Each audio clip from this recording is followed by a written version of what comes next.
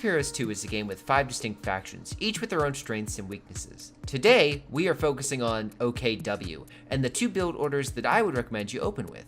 Helping me today with this is my good friend and Greyshot Productions editor, Rifle. Hey, it's me, the man, the myth, the legend, behind all the Greyshot 117 fail video. Yes, he and I put our heads together to come up with 2 openers that do not rely on any specific commanders. We might do some commander specialized videos in the future, but that would be for a separate video. Returning back on topic, Rifle, what do you think are the strengths and weaknesses of the OKWR in general? OKW is quite a unique faction in which they cater toward aggressive early game and late game heavy firepower, combined with the versatile armor roster than the cold and freezing Eastern Front counterpart, who is more specialized with the armor.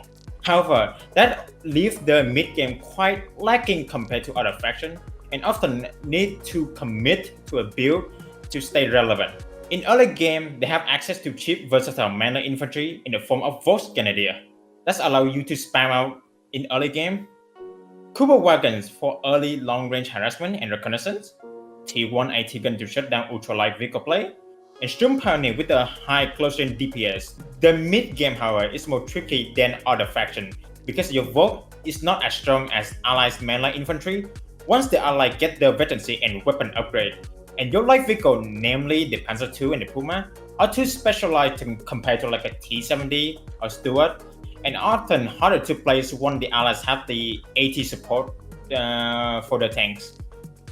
But that is not to say they are completely dead in the water, however, as they have access to support gun to beat the enemy, a rocket arty that is available at mid-game which nobody have, a suppression platform in form of an MG or flat half-track to hold the line, and IR half-track that help you to gain sight on the enemy to plan out your attack. Late game is where the fun toys start to become online, like Oberkommando to brute force infantry engagement, or your versatile tank roster ready to answer to the battlefield need.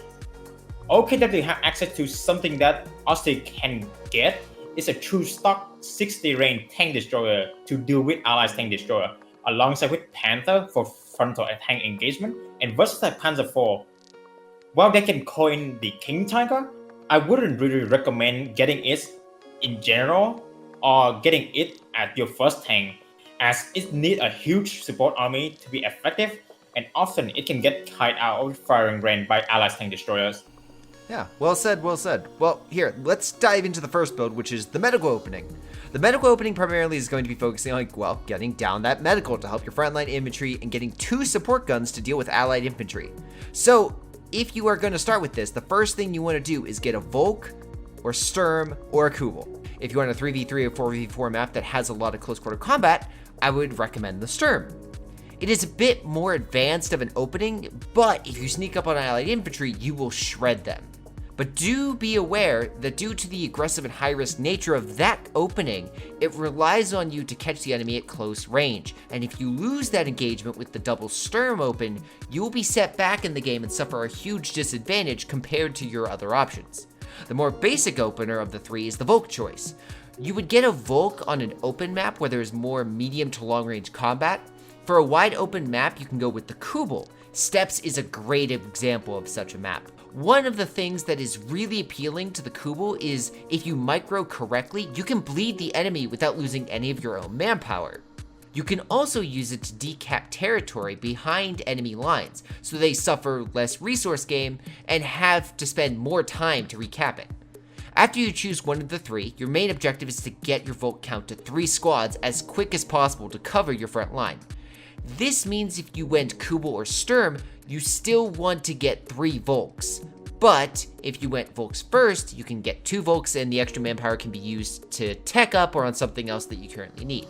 After you acquire your early infantry, focus on getting that early medical up. Once you get the medical and the upgrades associated with it, aside from the forward retreat point as it needs a second building to unlock, you want to get either an MG or a flak half-track if more mobile suppression platform is your thing, an AT for light vehicles, and then get the meat of this build, which is getting double league support guns. Rifle, do you want to say the strengths and weaknesses of this build? The strength of this build is your ability to bleed the enemy infantry or support weapons from afar with league high accurate barrage, while providing smoke screen for your infantry push and anti-emplacement like the one on the British, which can further enhance with a certain war crumb shell from a certain doctrine, and outrange any normal mortar that have been annoy you early on. It generates a balanced build and bring a substantial amount of utility as you get healing option later on, a forward retreat point,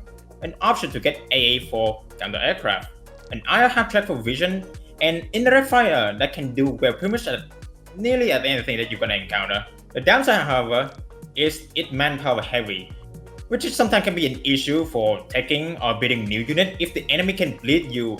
Another thing is the support gun itself. Support gun have the smaller AoE and barrage range for the medium artillery piece category, while possessing the most accuracy.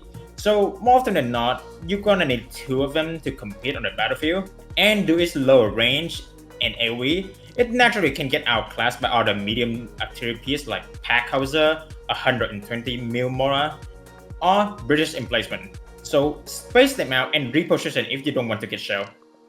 Excellent points. Whatever you choose for that option, always get a support gun. The support gun for the OKW is a valuable unit for its barrage, its range, and its smoke. Next, acquire the flak half-track. That's gonna unlock the Jagdpanzer, the Panzer IV, and the Panther. Your focus is probably going to be on the Panther or the Jagdpanzer for dealing with most allied armor threats. The Panzer IV is a great tank when properly microed, and probably better in a 1v1 or 2v2 situation, as it has the most AoE damage of the three tanks discussed, and is considered the best medium tank category. But it will get outclassed very quickly by allied tank destroyers, which are more prominent in 3v3 or 4v4 games. Back on the infantry front, the next acquisition should be Obers. Get one off the bat, but as your Volks start to maybe die or maybe intentionally get lost, getting one or two Oberkommando will really help you massively scale your infantry firepower for late game damage. Obers, when properly veteraned and upgraded, will do wonders to counter allied late game infantry power. So Rifle, do you have anything of note or anything people should watch out for? Well, two things. The first is don't sleep on a Jagdpanzer. It may not have the penetration that the allies tank destroyer have, but it makes for it have access to camouflage with perfect for stealthy ambush, and combined with its low receive accuracy, keep it at max firing distance, and you can get the first shot off and a huge advantage when it comes to tank destroyer engagement. Secondly, don't replace all your Vox into Obers. Keep one or two around to act as snare, as snare are very important to counter tank dive, and also they can act as your screen unit for your expensive Obers. All very true. So now let's take a look at the other build. The funner option, I would say, and that is the Mechanized opening. Specifically, a Stuka opening. So, Rifle, why don't you explain that one? Okay, so for the Mechanized opening, your entire gist is to rush out the Stuka as fast as humanly possible. Stuka is a deadly brute force option to pretty much anything that is not an emplacement. It is good against static support weapon gameplay. It is good against medium artillery piece. It is good against block when you have it vet 1 ability, or if you good with your prediction, you can wipe out a charging infantry block. It long range, single line, and small scatter. We get a default strike something like a US or British forward retreat point. However, there is a downside for going this route, which is that you are delaying your ability to get armor early on. You can go something like a Puma or Panzer II, that is an option. But due to the regularly high amount of AT in team game to shut down your light armor, it's probably not gonna work out too well. It's also not really workable except in big map like Steppe or map with enough line of sight blockers for you to dance around with your tanks. Lane or lane edge map are very dangerous to the point where you cannot really use your light armor to its full value. Yeah, it's definitely a situation where your ally Wehrmacht or OKW will have to focus on acquiring actual heavy armor. 100 fuel is a lot to use on something without a barrel. Something to also keep in mind is it's not really good against mobile infantry, as they can easily dodge, or static emplacements the British like to build, but the upside is it's great against static team weapons. You're gonna blow those units to smithereens. MGs, AT guns, mortars, it'll all die the same. Just again, not very static emplacements like the mortar pit or 17 pounder for instance. Oh yeah, that is true. Even though it's eventually gonna have an incendiary barrage, but it's really meant for stopping a blob rather than anti-beating, as apparently its damage against emplacement are not that good. Completely agree. So as for the building or opening itself, you want to start out just like the medical, in which case you're going to choose between a Sturm, Volk, or Kubel based on the map. By the end of your choice, you want to have at least 3 Volks, and you're starting Sturm, and you want to vent that excess manpower to other choices. You then want to get your mechanical HQ, grab an MG, as that'll be a great asset to lay down suppressing fire. Then move on for your AT, whether it's going to be an AT gun or a Panzer II. Afterward, you want to move on to your Stuka, and remember, after you get your Stuka, ensure you get a second AT gun.